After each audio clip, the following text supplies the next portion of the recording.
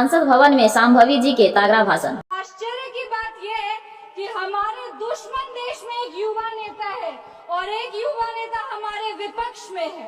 दुश्मन देश का सदन अलग है, हमारे देश का सदन अलग है, वहाँ के नेता अलग है, यहाँ के नेता अलग है, पर इनका सवाल एक ही है।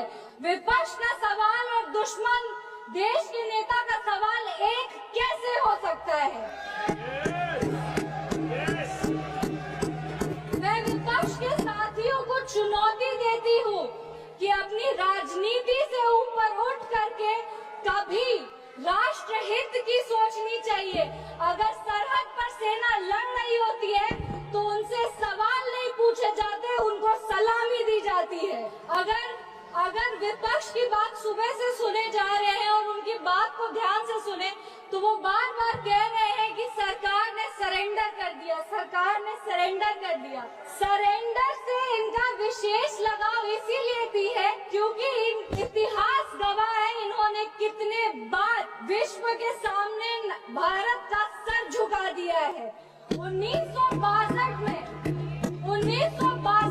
नेहरू जी की दोस्ती की नीति ने हमारे देश के धज्जियां उड़ा दिए थे। 14,500 वर्ग मील जमीन पर कब्जा कर लिया था। अमेरिका के तब के राष्ट्रपति ने कहा था कि भारत हमसे भीख मांगते हुए आया था। 1971 में वेस्टर्न मीडिया ने प्रधानमंत्री के बारे में जो भी कहा हो, उन्होंने हमारे देश के बारे में, भारत के बारे में कहा कि भारत एक धोखेबाज देश है और भारत नागरिक धोखेबाज लोग हैं।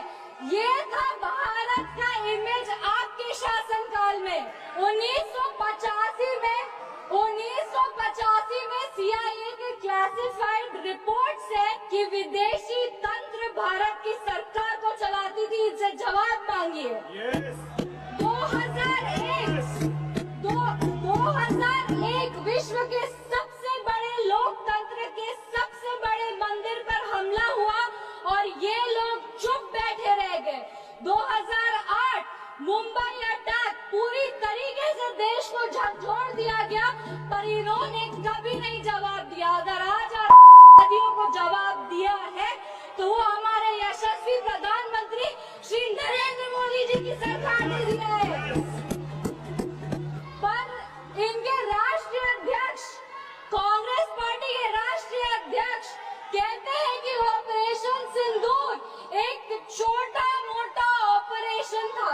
ये इनकी विचारधारा का समस्या है।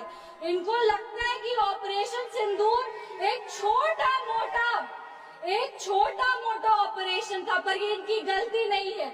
इनकी विचारधारा ये कहती है कि अगर हिंदू धर्म को आगे लेके जाओ, हिंदू धर्म के पक्ष में बोलो तो वो सैफरन टेरराइजेशन है, पर इनकी राजनीति के लिए ये कहते हैं आतंकवादियों का कोई धर्म नहीं होता। ये दोहरा चरित्र क्यों है इनका?